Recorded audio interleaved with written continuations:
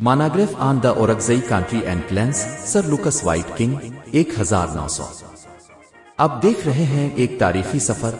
बरतानवी अफसर sir Lucas White king की लिखी किताब के मुताबिक ओरकजई कबीले की तारीख, सकाफत और कबायली शनाख्त। पहाड़ों में बसी एक ऐसी वादी जिसके हर पत्थर और हर दरख्त में गैरत की खुशबू है, ये है ओरकजई की धरती। वाइट किंग किताब में लिखा है कि ये लोग सदियों से इन पहाड़ों के मालिक और मुहाफिज हैं। उनका कबीला मेहनती, बहादुर और अपने उसूलों पर कायम रहने वाला है। जब बाहर के लश्कर यहाँ आए तो ओरकजई मर्द व जन सब एक हो गए।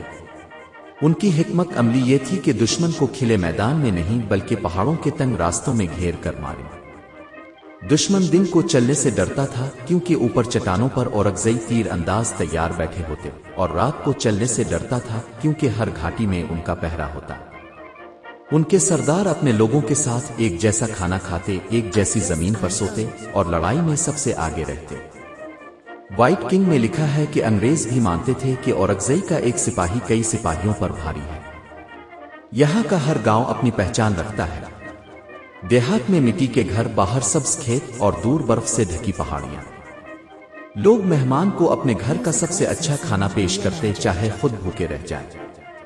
कबीले की औरतें न सिर्फ घर संभालती थीं बल्कि मुश्किल वक्त में मर्दों के साथ कंधे से कंधा मिलाकर खड़ी होती। बच्चे खेल में भी तलवार और ढाल के खिलौने बनाते ताकि बहादुरी उनके खून में रीछ बस जाए।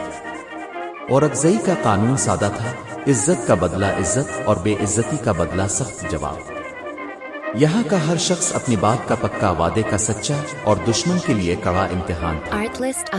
आज भी ओरकजई के पहाड़ खामोश हैं, मगर उनमें वो कहानियां छिपी हैं जो बहादुरी, कुर्बानी और आज़ादी की है। ये कबीला अब भी अपनी पश्तो रवायात, मेहमान नवाजी और गैरतमंद सोच के लिए मशहूर है।